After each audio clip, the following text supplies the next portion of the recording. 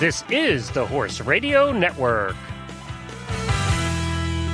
This is episode 51 of Horsemanship Radio, brought to you by Index Fund Advisors, IFA.com.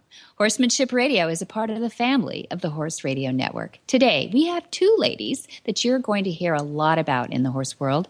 Dr. Kate is a young veterinarian, but already a leader in the effort to improve your horse's well-being.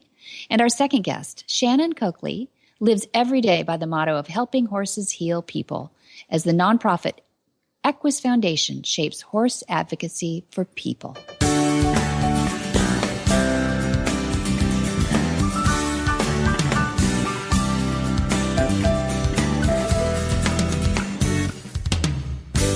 This is Debbie Laux, and you're listening to the Horsemanship Radio. Thank you for joining us. Horsemanship Radio airs on the 1st and the 15th of the month. And I have my producer, Glenn, with me today. Hi, Glenn. Happy Halloween, everybody. That's right. Halloween tomorrow. We're going to be at your place tomorrow for Halloween.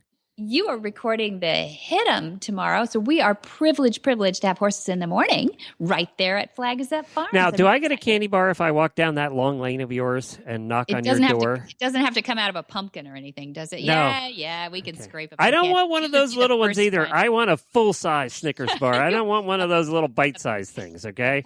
If I have to walk down your lane, which is an exercise, do you have anybody show up for trick-or-treat? No. It depends on the employees on the farm that live there. If they're in little kid, era, then yes. But at this point, everybody's all grown up and old, so we don't. Maybe we need to hire somebody. All right, I want my Snickers bar, though. Keep that in mind. Okay. Not coming unless I get my Snickers bar. All right, good. Yeah, I hope our next guest doesn't listen to you, because she is a Dr. Kate. She doesn't want to hear about it. It's not a dentist, though, so it's okay. Yeah, you're okay. Dr. Kate probably likes Snickers, too. She probably does, too. I don't blame her a bit. I'll give you a Snickers bar so I get one myself. I'm not a big Halloween guy anyway, so... Yeah, it's true. That whole 666 kind of freaks me out. Yeah. Anyway, yeah, I know. And, and we're in Southern California, so we got scary. What is it? Not Scary Farm. Yeah, you got Knoxberry or Hawks. What is it called? Knoxberry Farm, but they call it Not Scary Farm at this time of year. Oh, and the commercial, I get scared from the commercials, Glenn. they got these like. So I don't have to worry about bringing a costume. No, please good. Don't. All right, good. I want to recognize you when you come. Because I was in an acting company for 10 years. I had to wear costumes all the time. So that's true. I don't want to see you in tights. All right, then I won't bring my tights and my dress. You can bring your pillowcase, and I will drop a Snickers bar. All right, good. Snickers bar in there. And I'll do that. Yeah, we're done with that. I did go as the headless horseman one time when I had this really tall, dark bay horse, and we looked great. I had a plastic pumpkin on my head, and I think sort of put it behind me at that point, though. That was enough of that. But anyway, we've got a great show coming up, and I really love to just get into it with you, and you're just going to love these gals. Hi, I'm Mark Hebner, president of Index Fund Advisors and proud owner of Monty Roberts' Willing Partners graduate. He's a sugar bear. Investment portfolios are a lot like horses. You need to find one that best suits you, your temperament, and your stage of life. Some people might like an energetic horse and an aggressive investment portfolio, while others are more comfortable with a gentle ride and a more conservative investment portfolio. The trick is to find the one that's right for you. That's what Index Fund Advisors is all about, matching people with portfolios, risk-appropriate, low-cost, and globally diversified investment portfolios. You can find the right portfolio for you by taking the Risk Capacity Survey at IFA.com.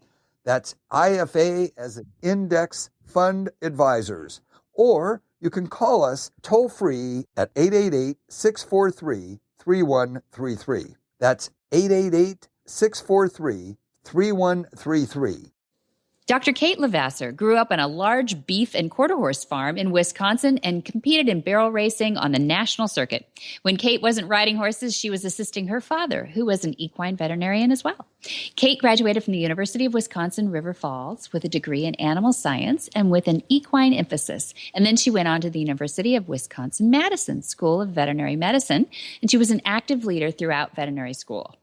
Kate held numerous leadership positions while working as a technician in the large animal operating room in the evenings and weekends, and also involved in the clinical research of the university there. Kate works in a small animal emergency medicine, but on her quote-unquote days off, she also works as a racetrack veterinarian. She owns horses and is a member of the American Association of Equine Practitioners, AAEP, and currently serves on a committee helping develop and improve postgraduate veterinary internships. Welcome, Dr. Kate Levasseur. How are you today? I'm doing well. Thank you for having me on your show. Good to hear from you. And I can't believe you have DR in front of your name. I know our listeners are going to say, no, she's too young to have a whole doctorate done and put aside. But you are a full-fledged vet and have been out in the working world some time now, correct? I have. I graduated in 2011, so it's crazy how time flies. It does. And we're really excited to have you on because I know that you're a really busy lady, but you represent a lot of what we like to encourage to advocate horses and people staying together and doing the right thing together. And I gave the listeners a little bit about your background, but I don't know if I said enough about how involved you are in research. Tell us a little bit about how you ended up in research. Well, going through vet school, I was, I'll be the first to admit that I was, just that probably, this ultra nerd that was up close and personal with all of the clinicians. And right away off the get-go, they invited me to be a part of research my first year of vet school. And what that did is just really opened up the pathway, both career-wise and just really opening my eyes to realizing that I loved research. So I continued with that, I was involved with a lot of research all through vet school. And following vet school, I ended up doing an internship and was more part of the clinical side of the research just through that clinic. Mm-hmm. And then now it's more so, I guess, on, my association with different companies. When you got into research, did you want to get into research on and solve one huge issue in the equine world? Or, I know you've done some research in the nutritional world. Did you have one focus when you were going through school? I didn't, because of my association with different clinicians. A lot of it was surgical based, and during vet school, their main focus is just to produce papers and get them out. So a lot of that was surgical, but in undergrad, I think I was more so associated with the nutritional side of things. And then probably during my internship, I returned to more of the nutrition aspect. Yeah, I see. So what's the most, I'm curious about how things morph and change and get better over the years. What's the most exciting thing on the horizon right now in nutrition with horses? Honestly, it's probably just, taking what we already know, what horses, the core things that they need, and just applying them in different ways for the consumer. Honestly, the one company that I am working with is Mega Fields, and what they have done is actually taken, something that, like their product Horshine, which is flaxseed, and put it into, I don't want to say a treat form, but, they're called nibblers, and it enables us to give those to horses without actually having to, give them grain on top of that. Oh, I see. So it's a treat that has a little extra goodies in it for the horse that doesn't even know it. Exactly. It's like when you give your kids a vitamin that tastes like fruit or something. That's a good idea. I really enjoy those gummies that are out there for exactly. Exactly. Hey, adults eat them, right? Yeah. Well, that's fun. So you think that we're just getting better at what we do. There isn't anything on the horizon that's like a huge breakthrough thing. We're just getting better at what we do. Exactly. Good. That's good. Yeah, and I'm no longer in the academic format, but I'm sure there are great things coming up. But I really enjoy just reforming and reinventing, being part of that side of things that we already know, and then just helping the horse owner out. Yeah, well, I love the idea of giving treats. Who doesn't? I mean, I probably overfeed our horses too, but I know one of the things that we try to keep from doing is feeding from the human body, because we just find that they start, reaching in our pockets and undressing us after a while. And so we just throw them in the bucket or something. Do you find that handing treats is a negative thing? I know a lot of people like doing it. I do. I absolutely find that as a negative. As a vet, I come to these farms, and the worst thing is that, that horse that's always just up close and personal. And there's a difference if he's friendly, great, but, we have a bubble around ourselves that we need, they need to respect that. And, once you have a horse that's expecting treats from your hand, you take that up close and personal horse, and now you have, almost a problem case that's actually, biting or nipping or, always searching for those treats. So I definitely don't promote that as a vet. Yeah, good job. It's kind of like going to the dentist and asking, "Can I chew on candy?" Do you talk to owners that way? Do you actually say, "Hey, it's probably not a good idea to give them peppermints," or are you too shy to do that? Oh, I'm definitely not shy. Okay. I tell owners, but whether they listen or not is a different thing. Okay, that's true. I've dealt with a lot of racetrack horses, and you will have a difficult time finding a trainer or a groom that will have horse treats for their horses. So I don't have to really deal with on that side. But when you go to these farms, these backyard farms, I can tell them that. But the peppermint containers and the horse treats are piled up in the back. So Yeah, it only goes so far. Good. Okay, I definitely recommend that you go get the nibblers then and give them something at least healthy while they're doing that. What are the biggest behavioral issues that you most struggle with as a vet then? I think it's just those horses that don't respect personal space. A lot of times I've dealt with a lot of young horses, especially, studs that, just have been castrated. And, those are the horses that need the most discipline. And they tend to seem to just gravitate towards the owners that are very green and are probably getting a little bit over their head. So those are the owners that I spend the most time with. And groundwork, I can't emphasize that as you can't replace groundwork. So, right. Yeah. So because you're not a huge person or anything. So what do you do when you come up against, this is what I suppose beginners are struggling with too is, so what do you do about it? You know that you probably need to work on groundwork with your horse, but, here the vet's coming over. Oh my gosh, he's been, unclothing me as he doesn't respect my space. Yeah. How do you teach, or how do you train your own horses actually to stay out of your bubble?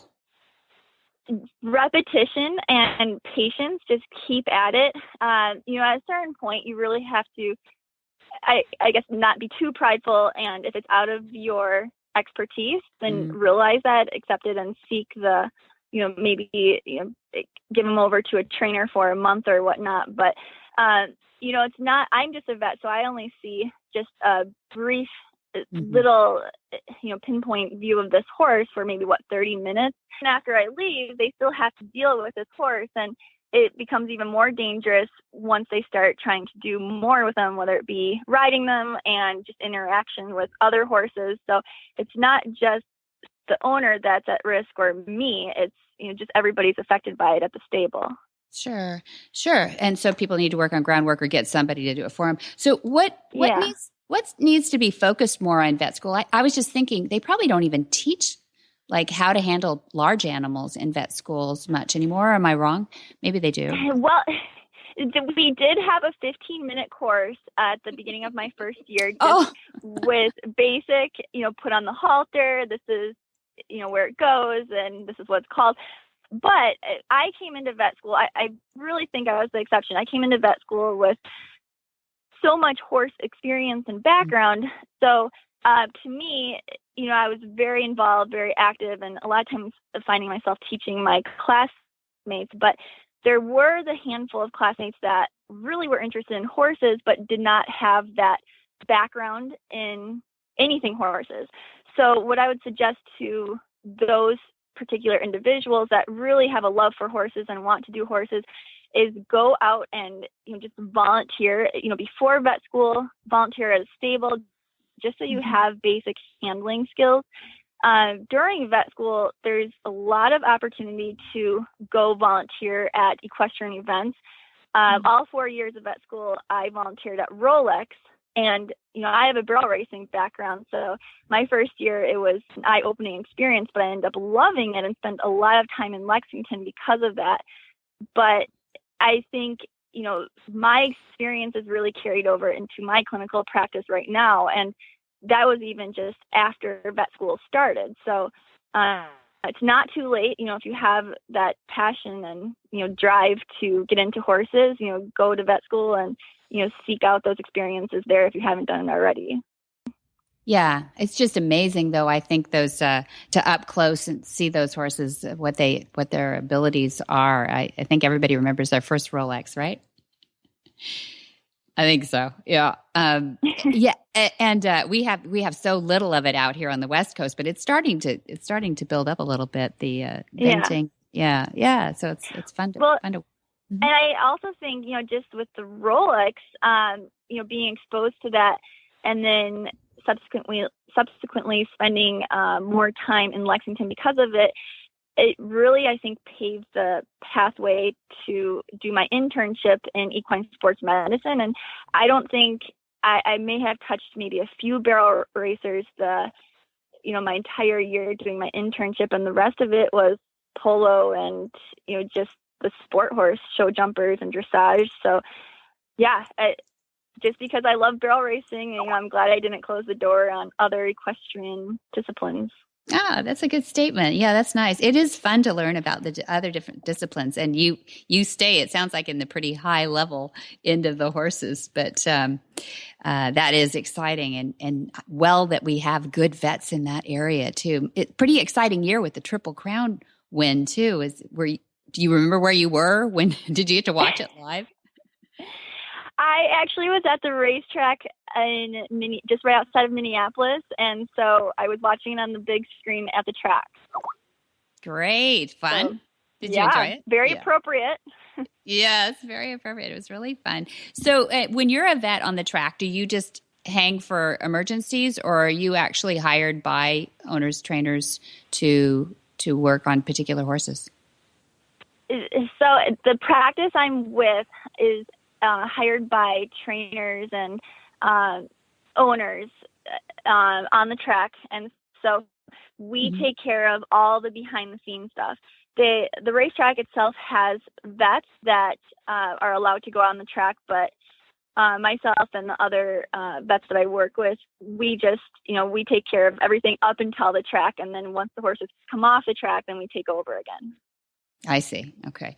Yeah, because I heard this one crazy thing. I don't even know if it's true or if you even know about this, but that when the horses are actually within the race itself, like once they break from the gate, the ownership of them, or the responsibility entirely for the horse, falls on the racetrack itself. And, I suppose then the vets that are hired for it. And then once the race is over, they revert back to the responsibility of the trainers and the owners and everything too. But that the full pressure then for the health of the horse on the racetrack is in the hands of really basically you vets. Is that right? Yeah, I would agree with that statement. It's exciting though. And so when a horse wins, I feel slightly responsible for that. Yeah. When a horse loses, I guess I should say, comes in last or just didn't perform like he was expected to, then, it's almost like a challenge. Like I have to, find out why and what we can do next race to improve them. Right. Good. So you feel like you're part of that team that gets the horse across. Yeah. Right. Definitely. Finish. Great. We're encouraging.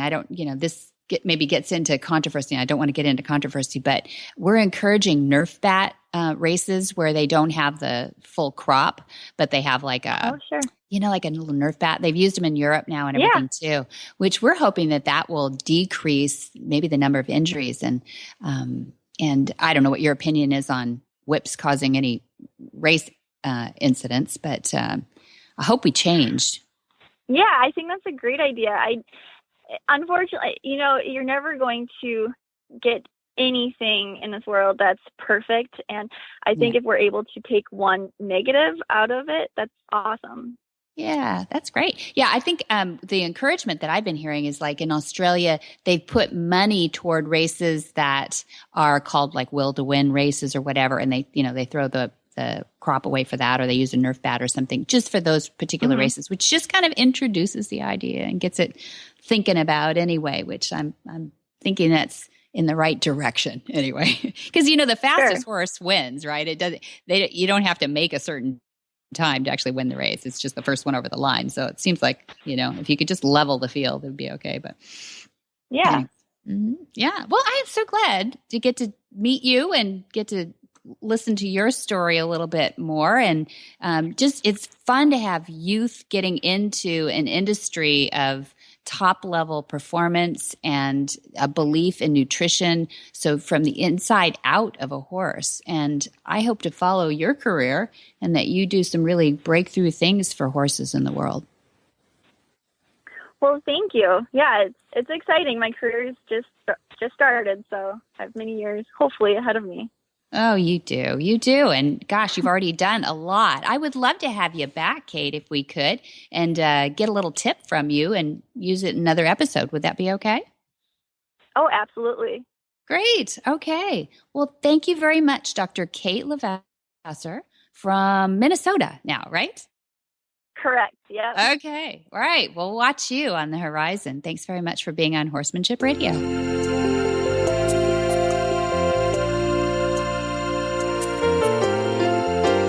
We all hear about omega-3 and how important it is for your horse's nutrition. But why? Well, simply put, horses were created to get all of their nutrition from live, natural grasses. Omega-3 is an essential fat found in many types of live grasses, and it's critical to the horse's health. If they were living on live grasses 24/7, they would be receiving enough omega-3.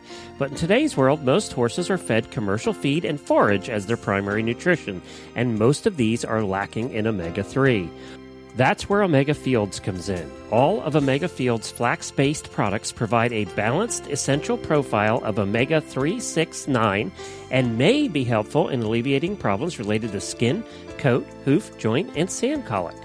One of Omega Fields' terrific products is Omega Horseshine. Omega Horseshine is an omega-3 stabilized ground flaxseed supplement for horses to help maintain a shiny, healthy coat, strong, solid hooves, and top performance for horses in all life stages. Omega Fields provides the best human-grade, non-GMO ground flax that can help horses with dry, scaly, itchy skin, joint pain and inflammation, poor hoof growth, allergies, and more. Don't just listen to Debbie and I. Alexandra, a customer of Omega Fields, says any horse I ever own, I will feed them Omega Horseshine, and I will recommend it to anyone. You can get your Omega Horseshine today at omegafields.com, or just for our listeners, get 15% off using the coupon code Monty2015. All one word, it's Monty2015 for 15% off your next order at omegafields.com.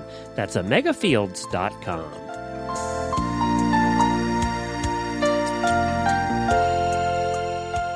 Shannon Coakley is the executive director of Equus Foundation, the leading animal welfare organization solely dedicated to the welfare of the horse. Founded in 2002, the organization provides financial support and resources to horse rescues and equine therapy organizations across the United States. Shannon's role focuses on marketing and development, as well as keeping the organization thriving. She grew up in Westport, Connecticut, where she competed in the National Hunter Jumper Circuit from the age of 12 to 18. She graduated from Cornell University with a degree in economics in 2007 and came back to horses with the Equus Foundation, where she could make a positive impact on the equine community each and every day. Well, welcome, Shannon Coakley. I'm so excited to have you, the executive director of the Equus Foundation, with us today. How are you? I'm good. How are you? I'm fine, Shannon. I'm really excited I know you guys have a lot going on right now, and I thank you for sparing a little time in amongst your, the ROAR campaign and some of the large campaigns that you're working with other organizations. But I wanted to get to know a little bit about Shannon, the person behind the Equus Foundation, and some of your horsemanship, which people might not know your background. So I gave a little bit about your bio, but tell us a little bit more about growing up in Westport. Sure. So like you said, I grew up in Westport, Connecticut, and horses have really been, a part of my life as long as I can remember. My, older sister rode horses, and my mom and my grandmother, we actually all kind of rode at the Fairfield County Hunt Club. So it's a whole family affair, which is really special, that we all share together. And, I started riding when I was about 5 years old. And, I realized at that young age that there's something special. I was totally hooked. I didn't want to, do anything without my pony. And there was just really this instant connection, that I really loved. Yeah, it was pretty nice. Yeah, it is nice, isn't it? And were there other animals in your family too, or were you specifically? Yeah. We had dogs growing up. Jack Russells, common around horse shows and horse people. Jack Russell Terriers. So they were wonderful as well. But there's something a little bit different, which I'm sure people would agree with, about the horses and kind of the impact that they have on us and our lives. That's true. That's true. And then you went on to Cornell and got your degree in economics. What were you thinking? That sounds really hard. It's a very good question. I don't know what I was thinking, really, but I somehow made it out of there alive. I made some really, really wonderful friends and had a really great experience despite the freezing cold weather up in Ithaca, New York. But, I really realized after college that I wasn't going to go down the finance banking route that maybe economics would lend to. No, I'm sure you're a very smart person, and then that's amazing that you got that accomplished too. And I'm just so glad when people who are highly accomplished like that, whether it's in education or in anything, that they come back to the horse world, because it's nice to have some really talented and achieved persons in the horse world. So tell us how Equus Foundation eventually became part of your life. Sure. So, when I was in high school, I was competing very competitively on the national hunter jumper circuit. And when I went off to college, I was ready for a break, ready to do something different. And after college, I decided to work in the corporate world for several years. And I just kind of found, about a year ago, that I was feeling very drawn back to my roots in the horse equine community. It was kind of happened at the right time for various reasons. But here I am, and the founders of the Equus Foundation really were and still very are passionate about making a difference in how horses are cared for, and also just the magic and power of how horses can help people with special needs, and that really resonated with me, and that's still very present today, and it makes my job and what I do every day very fulfilling, for sure. Yeah, I love your motto, helping horses heal people. I mean, who doesn't love that? We just all feel that. The people who love horses, know that there is that empathy and that passion about them too. I love the business model that you've set up, that you are helping horses heal people because you support the nonprofits, the horse charities of at least this nation. You're just in the U.S. now, right? Yes, are. We've grown from just a couple local Connecticut nonprofits to now over 900 horse rescues and equine therapy organizations across the United States. There's varying levels of what we provide to them, from general resources to financial support and grants and that sort of thing. But we've really grown and expanded quite a bit over, the 12 years that we've been around. Oh, it's 12 years. Yeah, since 2003. That's amazing, though. So, 900 spots. So that must mean thousands of horses that you're affecting through that. Oh, absolutely. Absolutely. Yeah. And, really, right now, there's an estimated 200,000 horses that are unwanted, listed as unwanted. And so we really are focused on, making an impact on reducing that number and being able to, retrain horses for multiple careers, which happens very seamlessly, sometimes, and not so seamlessly some other times. But also, and then, ultimately making equine therapy available to more people. It's pretty, there's close to 50 million people with disabilities currently in the United States, and only, I think it's 1/100% that have access to equine therapy and that are benefiting from it. So we want to, we are really focused on making a big impact on that number, because we know raising funds for that, horse people, and what the impact can be, horse therapy. Right. Yeah. If you can just get them in the same place. Yeah. So you've got this new, you're working with Animal Planet and this promotion that's going out called ROAR, which is really cute. Reach out, act, respond for animals. That's what it stands for. And I know that's, some people are going to hear this after the ROAR has come and roared and gone. But tell us a little bit about that, because I think it represents what you're trying to do too. Absolutely. Well, we're really honored to be among the 7 charitable partners of Animal Planet that they selected for this year's campaign. And basically, they've given us the challenge to see who can have the loudest roar. And so, we're the only horse charity that's, dedicated solely to the welfare of the horse. So we are, really trying to get the word out there and get people to vote and raise awareness to the Equus Foundation, and in turn really help horses everywhere by making an impact in this campaign. Yeah, awesome. Yeah, it's a great one too. It's really fun.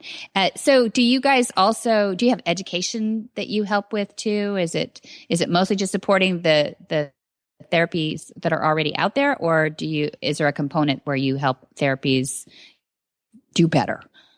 Oh, that providing best practices is one of the most important parts of what we do. So to answer your question, yes, it's definitely more than just providing them with financial support and that sort of thing. We have some organizations that are really, model organizations. They're really doing the best, providing the absolute best care for their horses. And so they're great examples for us to help maybe younger organizations or organizations that haven't been exposed to the same resources or education to be able to improve. And it's been pretty incredible over the years to see some organizations that have really grown and become, better organizations because, they have access to more information.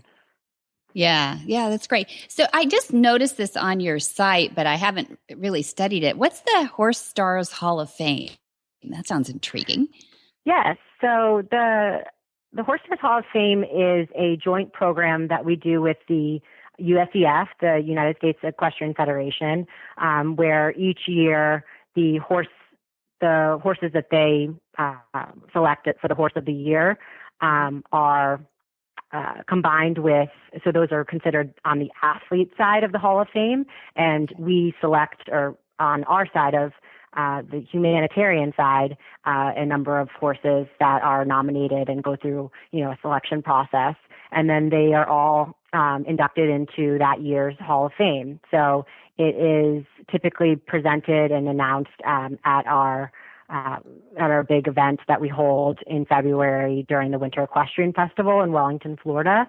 And it's a really great way to show horses from all different disciplines, as well as, whether they're, trail horses or equine therapy horses or things like that. Runs the gamut of types of horses, but there's special kind of horses everywhere. So we want to honor them, and they're part of the Hall of Fame.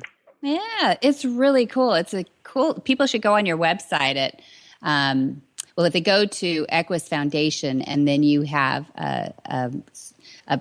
I guess it's a URL that's separate, but it's Horses Star Hall of Fame.org. Go to the home, and you get this like virtual tour of a barn. It's really cool. How did you guys come up with that? Well, we've worked very closely with the USEF in our partnership, and have developed that, and basically it's very interactive. It allows you to walk into the barn and learn more about each of the horses that are in the Hall of Fame. We actually also have a physical exhibit that we have at our events where people can learn about the horses and that sort of thing there as well. And we, can't say too much right now, but we're in the works for some. Ooh, okay. We're developing some more features for the Horse Star Hall of Fame right now, so it's going to get even better soon. Fun. Yeah. Okay, people have to go there and check it out. I love virtual tours and things like that where you get to play while you're, surfing the net here too. But good for you. No, this is really fun. So, and I know you're a small staff. How many people do you guys have working in the core of Equus Foundation? We are very, very small. Before I answer your question, one thing I'll say is that, what's really interesting is the impact that we have is quite large, and some of the organizations, they're varying sizes of the organizations that we support.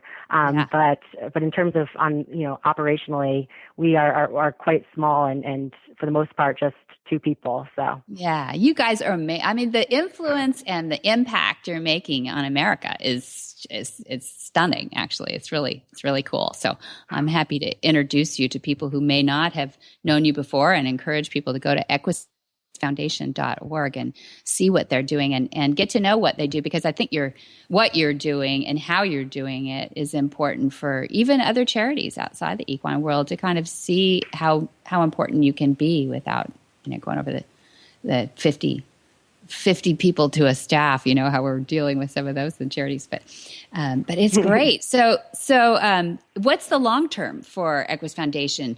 Do you guys foresee that you can really build up more of an interactive between the therapies themselves? I feel like we're going in that direction, that we're becoming more integrated as different therapies use training from different sources. But tell me what the future is. Well, one thing I'll definitely say is that, or definitely true is that there are some hippotherapy is a prescribed therapy that people with disabilities can sometimes get. But really our hope is that when you go to the doctor and there's some sort of issue that you're dealing with, and one of the potential, ways to heal is through equine therapy, that's something you can get readily and easily, and that the access and availability to equine therapy, can just be more available. So, that's really important to us, that we're really focused on that. And certainly, we always say, a horse with a home and a job is a happy horse. So if we can, make a big impact on the unwanted horses and whether or not, they may be just hanging out, or they may turn into therapy animals. You don't know. Whatever they're happy doing, that's a job well done for us. Yeah, good. So it's prescribing is what integrating medicine with the therapy would be a great direction. I totally agree with you. I think that would be fantastic. We're looking at that with the soldiers coming back and their traumatic stress injuries, and if they could only know what horses could do, and they're not horse people, so they're not going to ask, right? But if the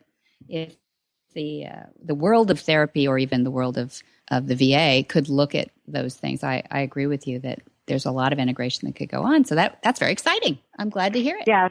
I mean, the research that's already been done with PTSD, or just generally from veterans coming, soldiers coming back from the war has been pretty incredible. And, while there's many, types of equine therapy where you're actually mounted on the horse, there's also a lot of therapy that's unmounted. And sometimes you see that with the PTSD, where it's really about, maybe gaining some trust back and finding that you can build a partnership with this other animal and not feel judged. It can be just incredibly beneficial and valuable to people. Totally agree.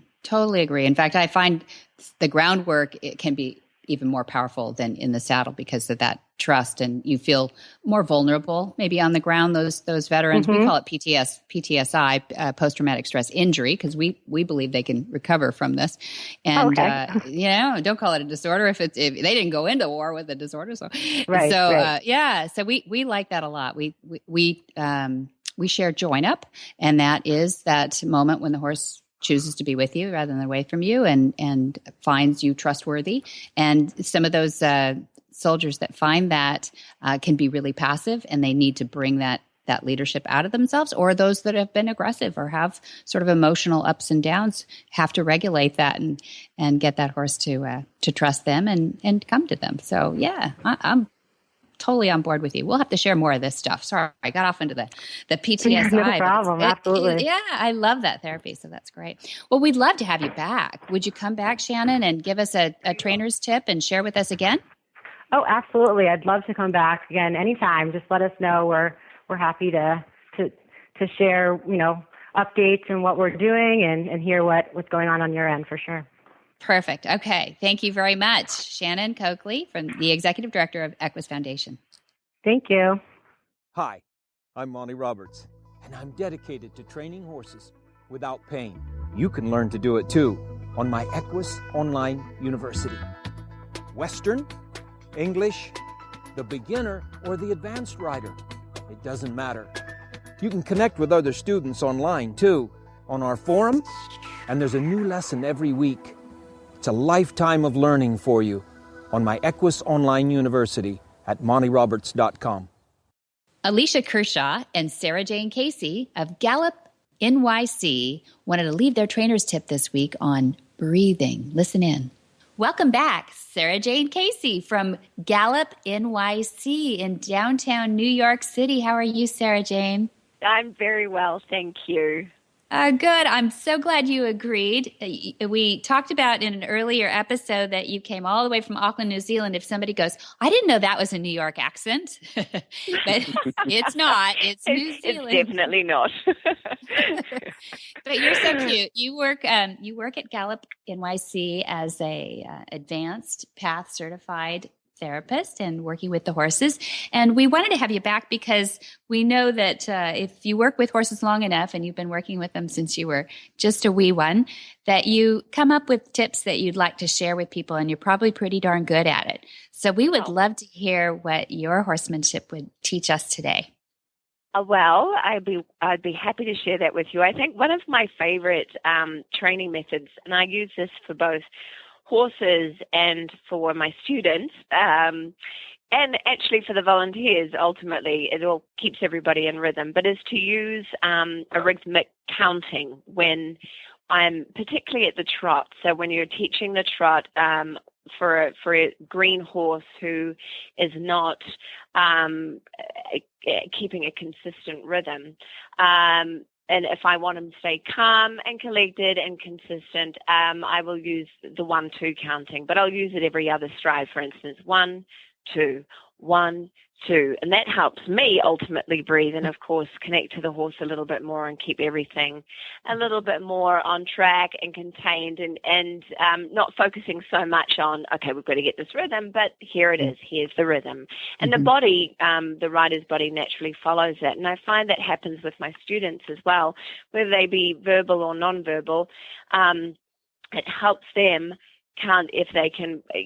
Ideally, of course, if they're verbal, they can also speak it. But if they're non, they're listening to, they're counting.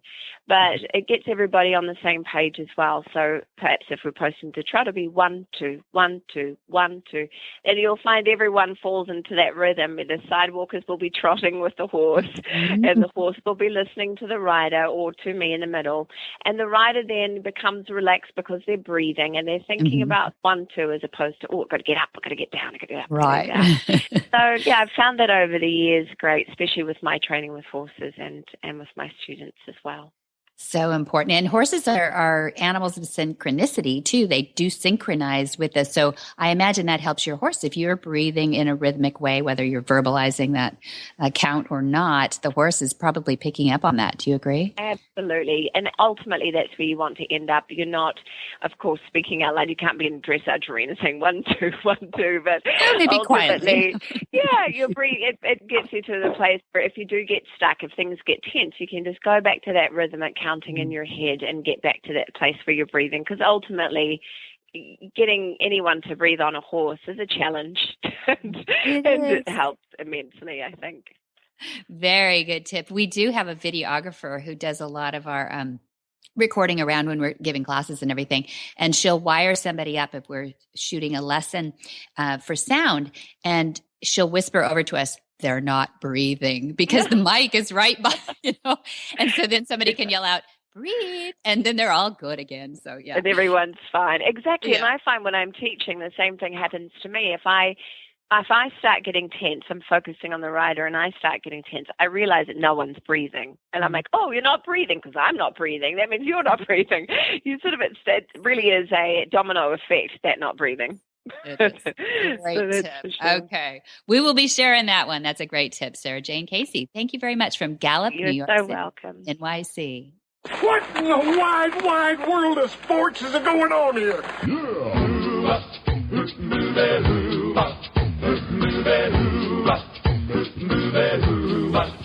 Where in the world is Monty Roberts? Monty is looking forward to meeting some new friends, two-legged and four-legged. This December, we have our Horse Sense and Healing in California on December 11 through 13 for veterans wanting to get past post-traumatic stress. Are you going to give Monty a few days off after that? No, no, not much. No, He doesn't let us. He says, "I'm 80. Use me quick." I'm running out of time here, people. Hurry up. Yeah, he's real generous that way. He really is. He enjoys these. These are restorative to him. This is what charges his batteries. Will he be home for Christmas? Yes. Okay.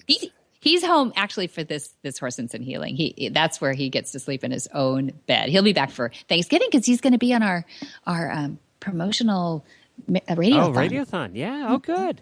I didn't know if we were going to have him call in from Europe someplace. Yeah, well, sometimes. Not in this case. Okay, good.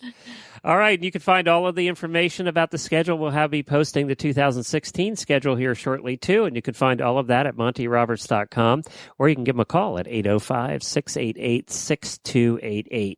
For details about today's show, go to horsemanshipradio.com, where you can find links, photos, and more information about our guests.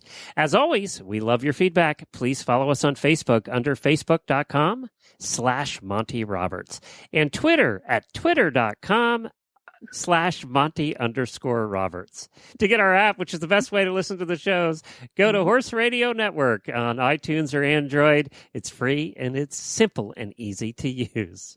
Excellent. And many thanks to our sponsors, IFA.com, Omega Fields, and Monty's Equus Online University. Be sure to visit all the other great shows on Horse Radio Network as well at www.horseradionetwork.com. And until next time, have many happy horse hours.